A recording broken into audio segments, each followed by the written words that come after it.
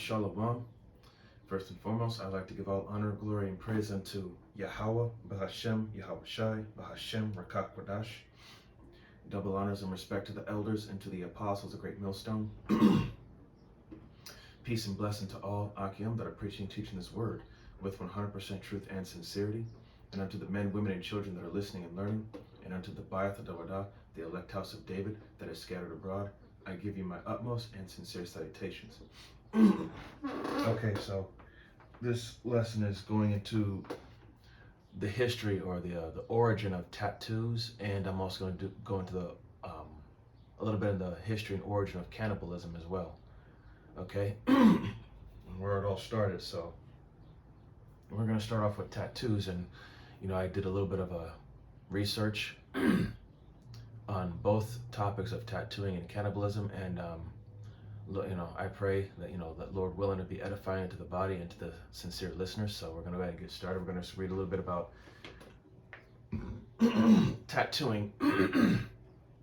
Okay, and it says, tattooing has been practiced across the globe since at least the Neolithic times, and of course Neolithic or New Stone Age is an archaeological period of basically, more of Esau Edom pseudoscience bullshit. You know how Esau Edom gets down.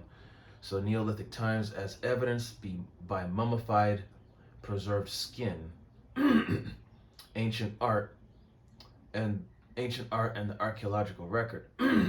Both ancient art and archaeological finds of possible tattoo tools suggest tattooing was practiced by the Upper Paleolithic, and the word paleo meaning ancient, and it says it's the third and last subdivision of the Paleolithic or Old Stone Age. Very broadly, it dates between 50 to 12,000 years ago, which is more lies and pseudoscience, according to some theories that coincide with the appearance of behavioral modernity in early modern humans. So, Upper Paleolithic period in Europe. However, direct evidence for tattooing on mummified human skins extends only to the 4th millennium BC. The oldest discoveries of tattooed human skin to date is found on the body of Otzi the Iceman, which is a natural mummy of a man who lived between 3350 and 3105 BC. His remains were discovered on 19th September 1991 in the Otzo Alps at the border between Austria and Italy. He is Europe's oldest known natural human mummy, offering an unprecedented, I'm not going to read the whole thing, but dating between 3370 and 31 BC. Other tattooed mummies have been recovered from at least 49 archaeological sites, including locations in Greenland, Alaska, Siberia, Mongolia, Western China, Egypt, Sudan, the Philippines, and the Andes. This include Amenet, priestess of the goddess Hathor from ancient Egypt, 2134 to 1991 BC. Multiple mummies from Siberia, including the Pazyryk culture of Russia, and from several cultures throughout pre-Columbian and South America. But I'm gonna go ahead and get straight to the point in I'm gonna get into the ancient practice. I'm just gonna get straight to the point because I don't want to make this too long. Okay, so ancient tattooing was most widely practiced among the Austronesian people. And Austronesian people, sometimes referred to as Austronesian-speaking people, are large groups of people in Taiwan, maritime Southeast Asia, parts of the mainland Southeast Asia like Micronesia, coastal New Guinea, island Melanesia, Polynesia, and Madagascar. Okay, so Polynesia going to the Pacific Islanders, which are Japhetic people, the descendants of Japheth, one of the 3 sons of Noah. Okay, it was one of the early technologies developed by the pre-Austronesians in Taiwan and coastal South China prior to at least 1500 BCE, which is before Common Era, before the Austronesian expansion into the islands of the Indo-Pacific. And Indo-Pacific was a vast biogeographical region. So let's see. I know this is not a bit like the best picture, but it's in this area here. Okay, going down.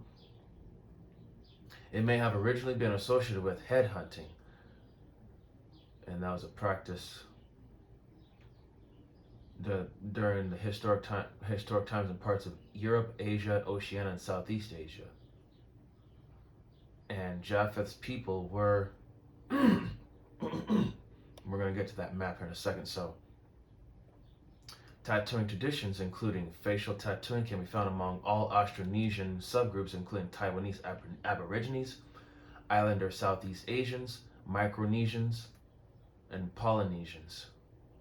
Okay, and the Malagasy people. For the most part, Austronesians use characteristic perpendicularly hafted tattooing points that were tapped on the handle with a length of wood called the mallet to drive the tattooing points into the skin. The handle and mallet were generally made of wood, while the points, either single, grouped, or arranged to form a cone, were made of citrus thorns, fish bones, bone, teeth, and turtle and oyster shells. Ancient tattooing traditions have also been documented among Papuans and Melanesians, with the use of their distinctive obsidian skin piercers. Some archaeological sites with these implements are associated with the Austronesian migration into Papua New Guinea and Melanesia. Okay, but other sites are older than the Austronesian expansion, being dated around 1650 to 2000 BCE, suggesting that there was a pre-existing tattooing tradition in the region.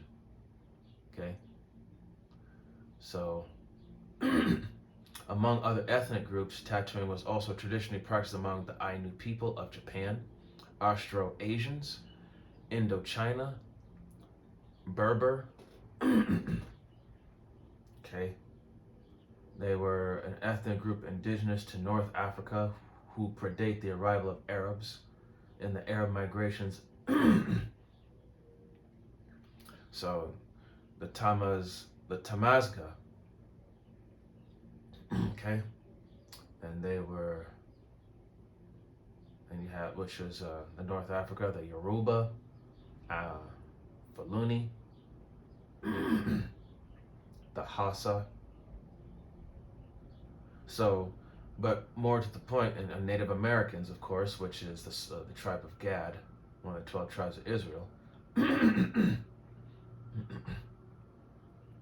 the pre-Columbian Americas, which is, the Latin tribes, and the Welsh, and the Picts who are, I believe the Picts were of the Gaelic or Irish lineage in the Iron Age of Britain. But okay, so but it was most widely practiced for the Austronesians, which are Japhetic people. I mean, yes, the other nations such as Ham, who are Ham, the so-called Africans, had a part in it, as well as our own people, which we're not supposed to do. Okay, now let me open up another bookmark here. Okay, so, and we all know Austronesian.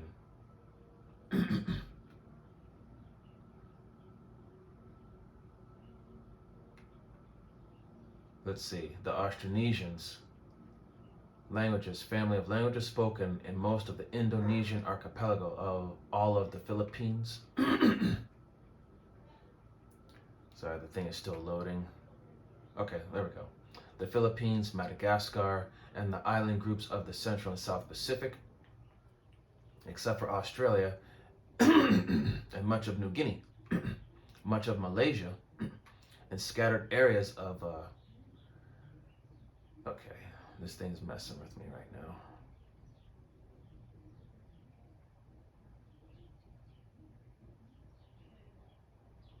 Slovakia, it's loading, it's oh boy. Okay, now, as I was saying,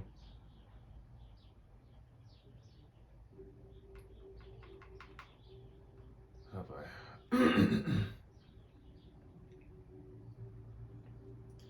Slovakia, when the thing be loading like this, it be messing around and lagging, and it's really irritating. Okay, so like I said, all of the Philippines, Madagascar, island groups in Central and South Pacific, except for Australia and much of New Guinea. I wish this damn devil would, leave my would leave my console alone and let me do this lesson. But hey, that just goes to show that Esau Edom was hurt by this truth. In much of Malaysia and scattered areas of Vietnam, Cambodia, Laos, and Taiwan.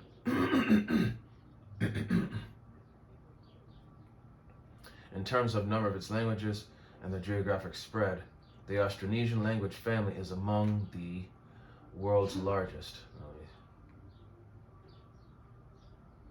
Okay. So basically, it goes to the islands and parts of Southeast Asia. And some of these Polynesians, they're where they are right now, which is the Isles, or the islands, the Pacific Islanders. All right, you can, I would go through this article, but it's the way it's loading is just, it's starting to irritate me right now, but that's the devil. Oh, and here we go. So,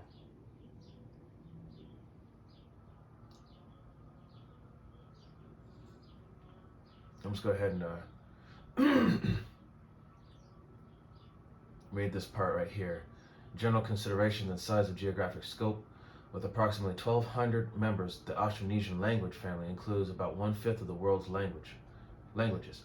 Only the Niger-Congo family of Africa approaches it in number of languages, although both the Indo-European and the Sino-Tibetan language families have considerably more speakers. Before the European and colonial expansion of the past 5 centuries, Austronesian languages were more widely distributed than any others, extending from Madagascar, just off the southeast coast of Africa, to Easter Island, which is Rapa Nui, some 200 miles west of Chile in South America, across an astonishing 206 degrees of longitude. Most of the language was spoken within 10 degrees of the equator, although some extend well beyond this, reaching as far as north as 25 degrees north latitude in northern Taiwan, as far as south and 47 degrees south latitude in New Zealand and the New Zealand South Island. So New Zealand, that's another one of the so-called Polynesian people. Okay? So, to get more, now let me close this window and get another article to pull up here. Let's see. Okay, so we looked at the the Samoans. Now we looked up that part. Now we're going to get into the Samoan Minoans from ancient Crete, the origin of Polynesia.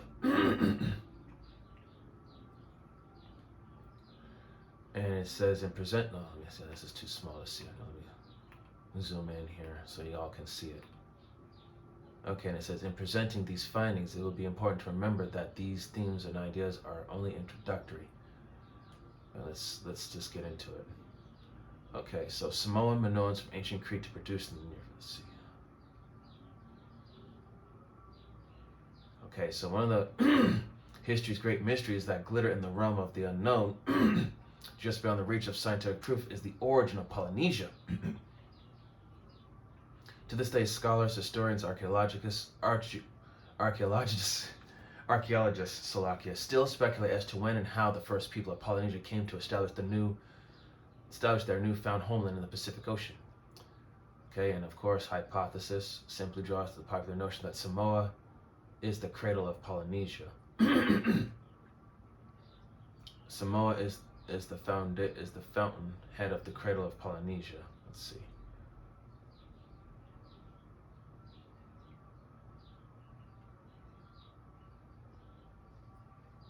And such to construct a theory, which is just a so-called estimated guess, the origin of Polynesia, we must examine the cultural and ancient oral traditions of Samoa itself. Undertaken is a difficult one, as it contradicts the traditional view, which is that the Samoan people did not migrate from any other island or motherland. Samoan traditions hold the view that the Tagaloa Alagi created the world and the Samoan people out of the earth, hence the name Samoa. And traditional view that states that anything born out of the moa or center of the earth was sacred to moa, Samoa. But it says here that I'm just trying to get to the point here.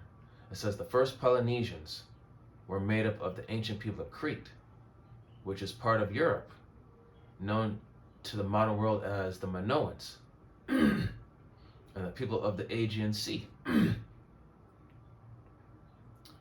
Okay, and has found theological and biblical accounts of creation, the parallels of the Samoan culture and its ancient traditions, which are identical to those of the ancient Minoan civilizations.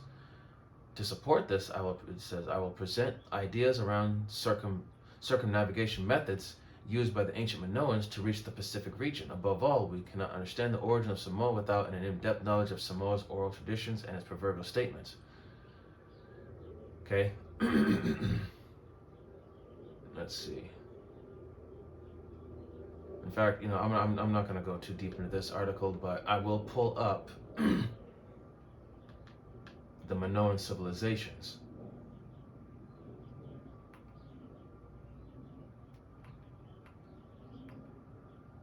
And it says the Minoan civilization, known as the Bronze Age, okay, was characterized by the use of bronze, the use of writing in some areas, and other features of early urban civilization. The Bronze Age is the second principal period of the three. Of the three-age system proposed in 1836 by Christian Jurgensen Thompson for classifying and studying ancient societies and history. Also considered the second phase of the three in the Metal Ages, which is the gold, silver, bronze, and iron. But those all represent different empires. Okay, but so culture was centered on the island of Crete. And the island of Crete, which was most populous of the Greek islands, the 80th largest island in the world and the 5th largest island in the Mediterranean Sea after Sicily, Sardinia, Cyprus, and Corsica. Crete rests about 160 kilometers south of the Greek island and about 100 kilometers southwest. Known for its architecture and art, it is often regarded as the first civilization in Europe. Largely forgotten after the late Bronze Age collapse, the Minoan civilization was rediscovered in the early 20th century through archaeological excavation. The term Minoan was coined by Arthur Evans, who excavated at Knossos and recognized as culturally distinct from the mainland Mycenaean culture. Soon, after Federico Halber and Luigi Pernier excavated the palace of Phaistos and the nearby settlement of Hagia Triada. Sorry, these names are weird. But let's see. Major breakthrough occurred in 1952 when Michael Ventris deciphered linear. Anyway, but let's get into it here. I'm trying to get to the point here, Salakia. But all right. So the Minoan palaces were massive building complexes built on Crete during the Bronze Age. They were often considered emblematic of the Minoan civilization and the modern tourist destinations. Archaeologists generally recognize 5 structures of palaces. Let's see. I'm trying to find the Mycenaean Greeks. Okay, so let's see.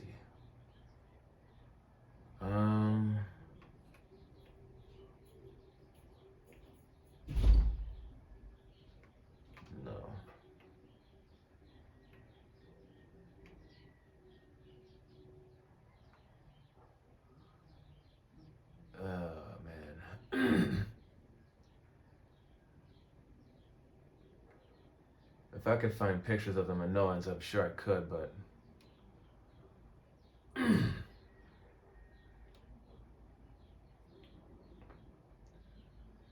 oh boy. But in all sincerity, the Minoans, the Mycenaean Greeks. These were Japhetic people that settled in Europe. Okay, because if you go to Genesis, in the book of Genesis, I think it's the 7th chapter, if I'm not mistaken. But let's see here.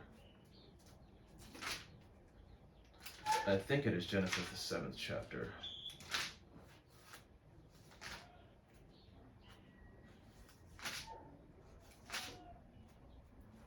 Let's see.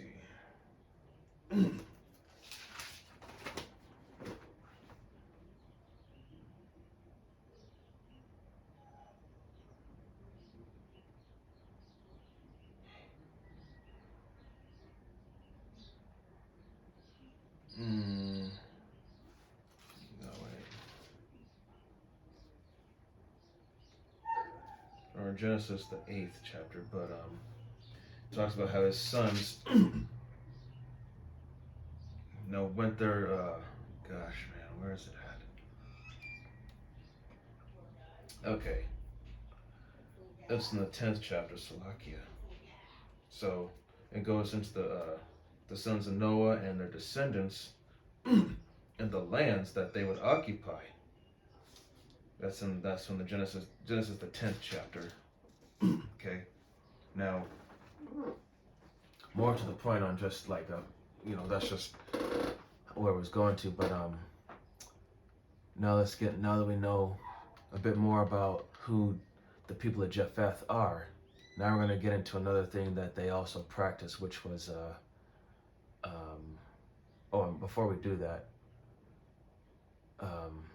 let's go into the hidden ingredients for tattoos that can cause cancer, organ damage, so on and so forth.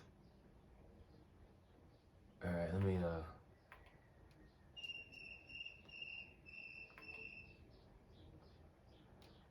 okay. Oh, okay. Okay. Okay, so let me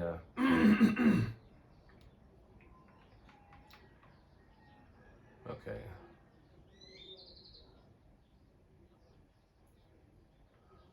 Let me click this off because I'm not trying to get this right now. Just trying to read the article.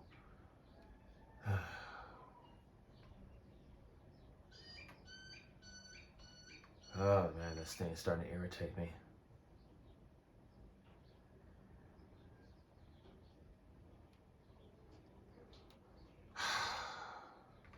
I am really not in the mood for this, devil. Go away.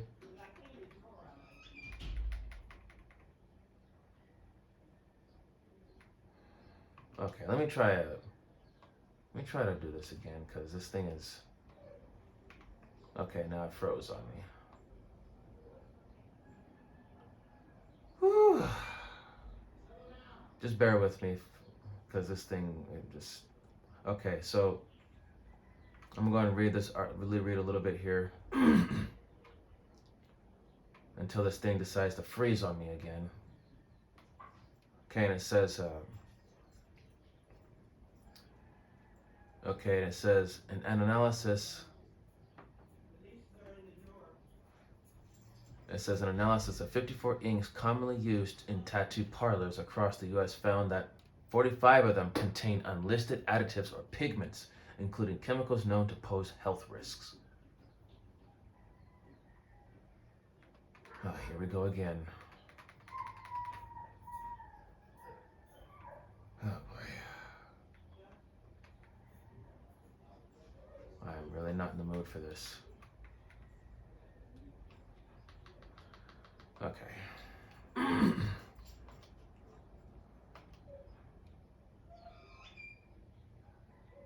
Okay, I'm just gonna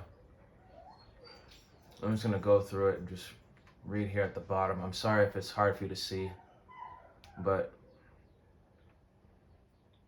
just bear with me because this normally doesn't happen, but okay.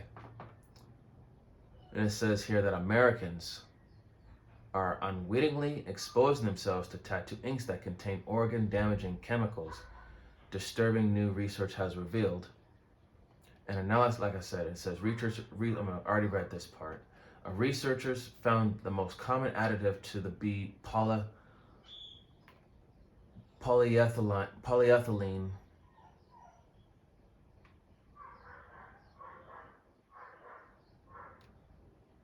Slovakia, trying to.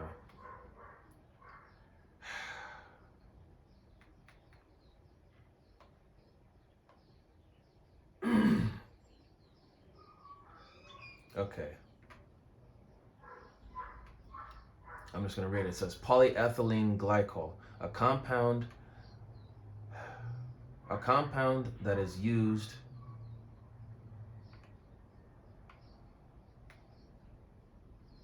Okay, this thing is lagging so bad. Okay, and it says a compound that can cause acute renal failure. Slovakia, this thing is just laggy so much. It's having a hard time loading. So bear with me, and I apologize. It says multiple inks also contain 2-phenoxyethanol, which can cause toxic effects in high doses. The National Institute of Health lists lung and liver irritation, as well as kidney and nerve damage as possible effects. All right, and I'm gonna get out of here before this thing irritates me to the point of insanity. Okay, now another thing I wanted to bring up was the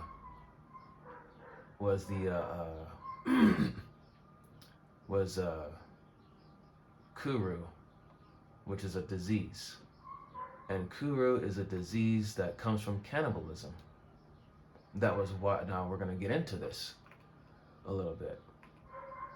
Okay, now it says that Kuru is a rare, incurable, and fatal neurodegenerative disorder that was formerly common among the 4 people of Papua New Guinea.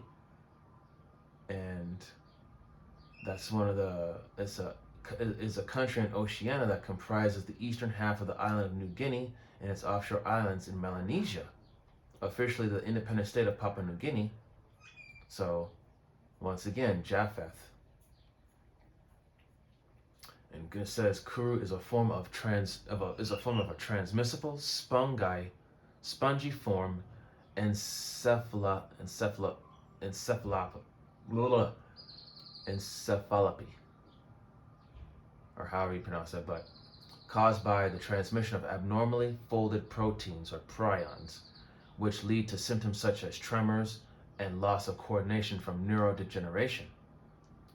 Okay, the term Kuru derives from the 4-word Korea or Guria, to shake, due to the body tremors that are classic symptoms of the disease. Kuru itself means trembling. It is also known as the laughing sickness, due to the pathologic bursts of laughter, which are a symptom of the disease. It is now widely accepted that Kuru was transmitted among members of the 4 tribe of Papua New Guinea via funerary cannibalism, which is the practice of cannibalism in one's own locality or community. In most cases, this refers to consumption of the remains of the deceased in a mortuary context. So basically, eating the dead. Deceased family members were traditionally cooked and eaten, which were thought to help free the spirit of the dead. Women and children usually consumed the brain, the organ in which the infectious prions were most concentrated, thus allowing for transmission of Kuru. The disease was therefore more prevalent among women and children. Okay. The epidemic likely started when a villager developed sporadic Creutzfeldt-Jakob disease, which is that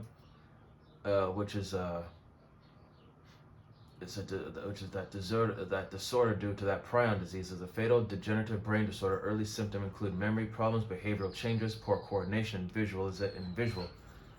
Okay, so when villagers ate the brain, they contracted the disease and then spread it to other villagers who ate their infected brains. So While the four people stopped consuming human meat in the early 1960s, when it was first speculated to be transmitted via endo-cannibalism, which is refers to consumption of the remains of the deceased, the disease lingered due to Kuru's long incubation period of anywhere from 10 to over 50 years. Damn. The epidemic finally declined sharply after half a century, from 200 deaths per year in 1957 to no deaths from at least 2010 onwards, with sources disagreeing on whether the last known Kuro victim died in 2005 to 2009. So, Kuru is a transmissible spongiform encephalopathy. So, is a disease of the nervous system that causes physiological and neurological effects which ultimately lead to death. It is characterized by progressive cerebellar ataxia. So, or loss of coordination or control over muscle movements. Okay? So, this was something that was practiced amongst Japheth. Okay? So, we're going to go ahead and get the scriptures because I went on long enough about this. So, we're going to start off with the book of Leviticus. It's going to be chapter 19. Yeah, I'm sorry that I went over all of that, but we're going to go ahead and get into the scripts. I just want to I know it took me like 30 minutes for the history lesson, but it was just something that the Spirit had me bring out. And we're going to go to Leviticus. Now, this is for tattoos. Leviticus chapter 19, verse 28.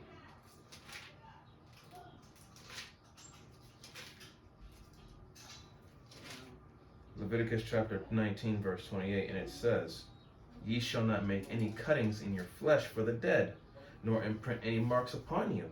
I am the Lord." Okay?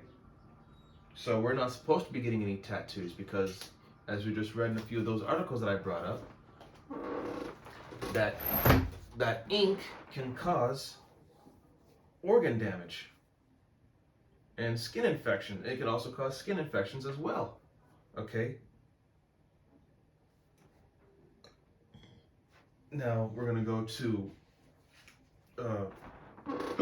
excuse me, we're going to go to, so let me just open this back up here. So we're going to go to Leviticus, the 18th chapter, verse 24.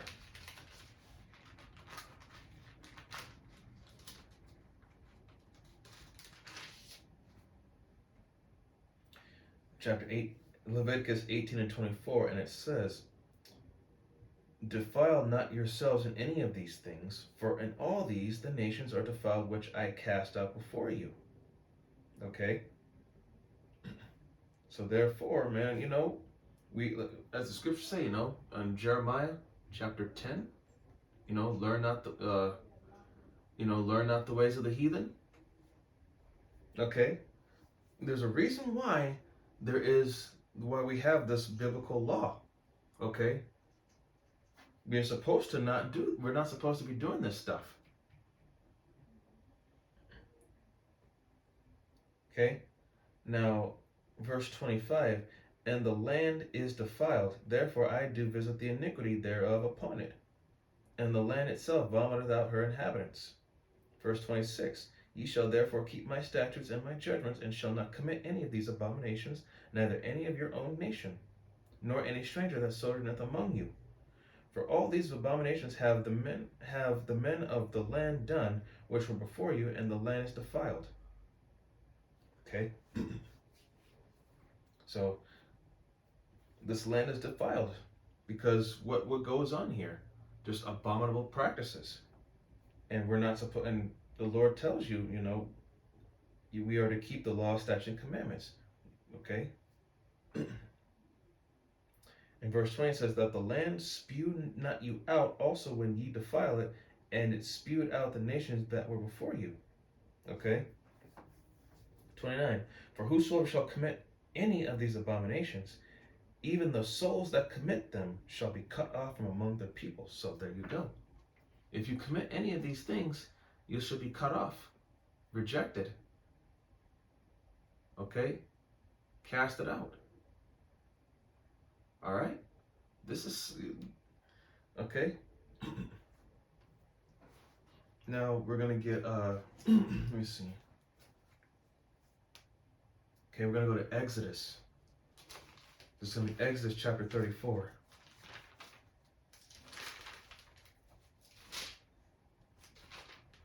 Exodus 34, verse 12. And it says, "Take heed to thyself, lest thou make a covenant with the inhabitants of the land whither thou goest, lest it be for a snare in the midst of thee." 13. "But ye shall destroy their altars, break their images, and cut down their groves." 14. "For thou shalt worship no other God, for the Lord, whose name is jealous, is a jealous God." Verse 15. "Lest thou make a covenant with the inhabitants of the land, and they go a-whoring after their gods, and do sacrifice unto their gods, and one call thee, and thou eat of his sacrifice." 16. "And thou take of their daughters unto thy sons, and their daughters go a-whoring after their gods, and make thy sons go a-whoring after their gods." Okay? So, again, thou shalt have no other gods before me. Okay, I believe that's one of the 10 Commandments in the Bible, right? It's like the first one.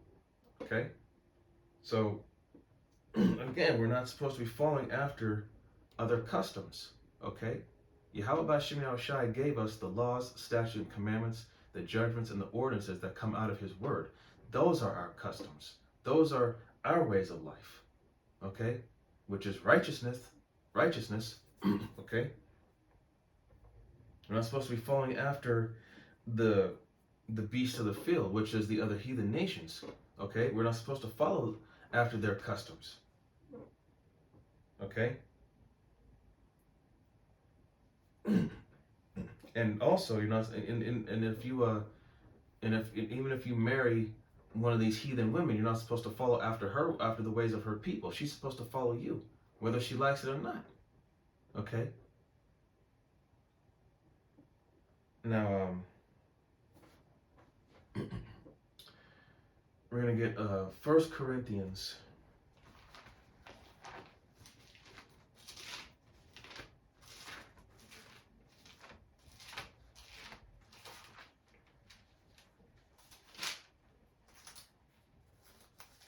First Corinthians chapter 10.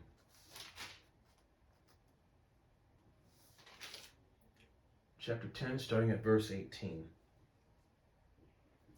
And it says, "For behold, Israel after the flesh, are not they which eat of the sacrifice partakers of the altar?" This is Paul speaking, Apostle Paul. "What say I then? That the idol is anything, or that which is offered in sacrifice to idols is anything?" 20. "But I say that the things which the Gentiles sacrifice, they sacrifice to devils and not to the Most High." See, these are the ways of the Gentiles. They sacrifice to devils, okay, unclean spirits, false idols, and not to the Most High. And it says, "And I would not that ye should have fellowship with devils." Okay, this is why we are to be a separate nation, and the word holy means to be separate. We're not supposed to, indulge into the ways of the heathen, man. And it says here, verse 21, "Ye cannot drink the cup of the Lord and drink the cup of devils. Ye cannot be partakers of the Lord's table and of the table of devils." Okay, as the scriptures say, what fellowship hath righteousness with unrighteousness? There is no fellowship, because we're not on the same page. We're on opposite sides of the board. We're not on one accord. We're against one another. Okay, and it says, verse 22, "Do we provoke the Lord to jealousy? Are we stronger than He? All things are lawful for me, but all things are not expedient. All things are lawful for me, but not all things edify not." Okay, So you have all. So there's a reason why we have this law for order and knowing what to do and what not to do. Okay? Not all things are going to be good for you. Okay? Everything, Yahweh Bashim Shai made everything in its order as it should be. Okay? This is for this. This is for that. You're not supposed to eat this. You're not supposed to eat that. You don't touch this. You don't touch that. Okay? This is good. This is bad. Okay? There's a reason. I mean, everything has its order. It's as simple as that, but like it's, but everything edifieth not. Okay, meaning that, there are things that you're not supposed to do. Okay. Now we're gonna get a first. We're still in the book of same book, 1 Corinthians, but it's gonna be chapter 6, and it's gonna be verse starting at verse 18. So 1 Corinthians chapter 6, verse 18, and it says, flee fornication. And when you go into the word fornication, it's not only talking about carnality or sexual immorality, but it's also talking about, it's also a metaphor for idol worship. Okay, now it says, flee fornication. Every sin that a man doeth is without the body, but he that committeth fornication sinneth against his own body. 19, what? Know ye not that your body is the temple of the Holy Spirit, which is in you, which ye have of the Most High, and ye are not your own. Verse 20, for ye are bought with a price. Therefore glorify the Most High in your body and in your spirit, which are the Most High's. Okay? So the Most High gave us these physical vessels, these flesh, and what are we supposed to do with it? We're supposed to take care of it. Okay? It is a gift from the Lord. So we are to glorify the Most High in our body. Be holy. Take care of the body that was given unto you. For, take,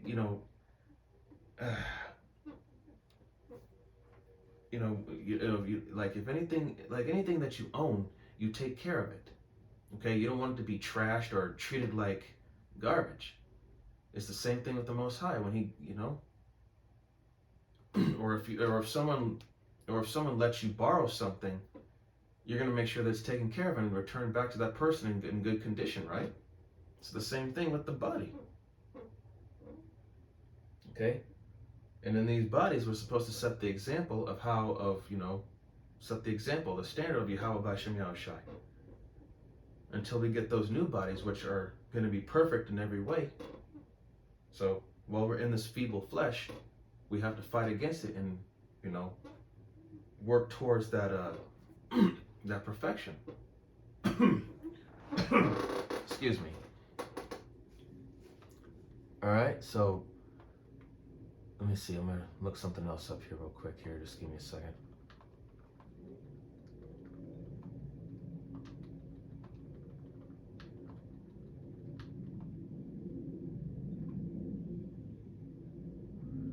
Okay, now.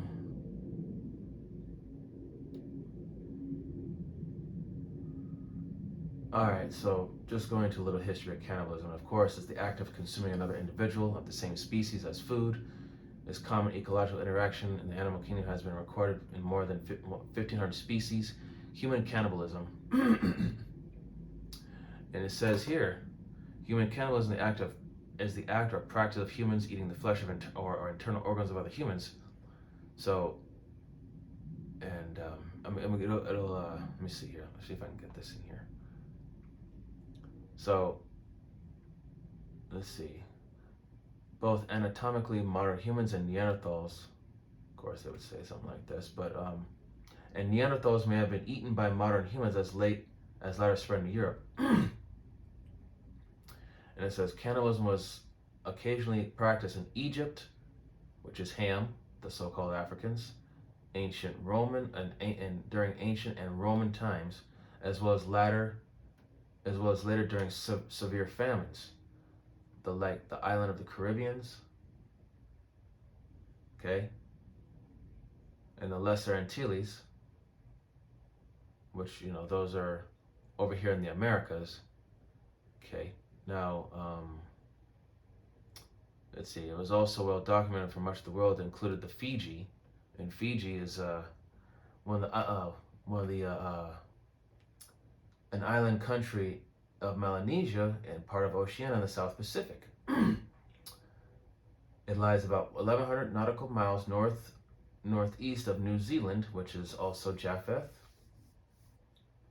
and of course, which was once nicknamed the Cannibal Isles, and the Amazon Basin, which is over here in the Americas, the South Americas, the Congo, and parts of Africa, and the Maori people, which are the Polynesians, Japheth, of New Zealand.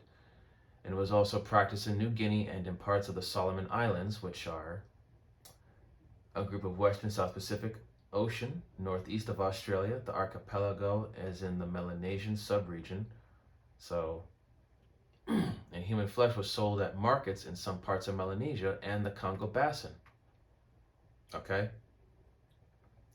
But you can read more of this article for yourself, but I'm just hitting a few points here over certain things. But this practice was mostly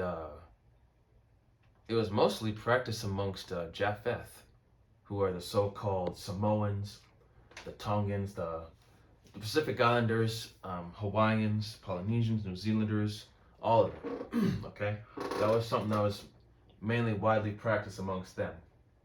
Okay, so let me get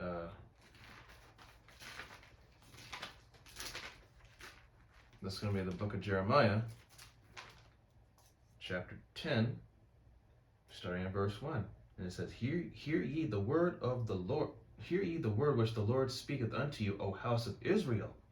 Talking about you so-called Negroes, Latinos, Native Americans, and Seminole Indians, and the speckled bird whose father's seed line goes back. Verse 2, Thus saith the Lord, Learn not the way of the heathen, and be not dismayed at the signs of heaven, for the heathen are dismayed at them. Verse 3, For the customs of the people are vain. You know, I'm just going to stop it right there at that top line. So the customs of the heathen are vain, man.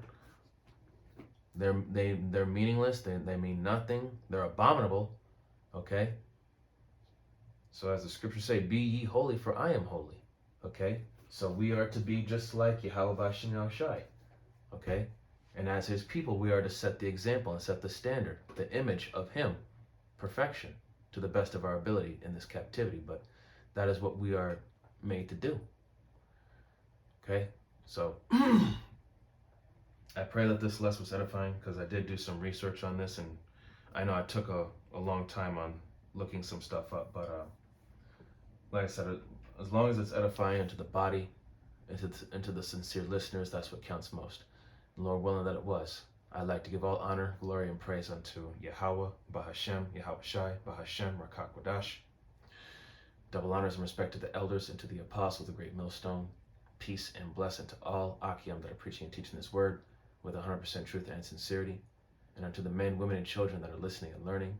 And unto the Bayatha Davada, the elect house of David that is scattered abroad, I give you my utmost and sincere salutations. See you in the next lesson, Lord willing. Kwame Asherallah, Shalom, Barakatam.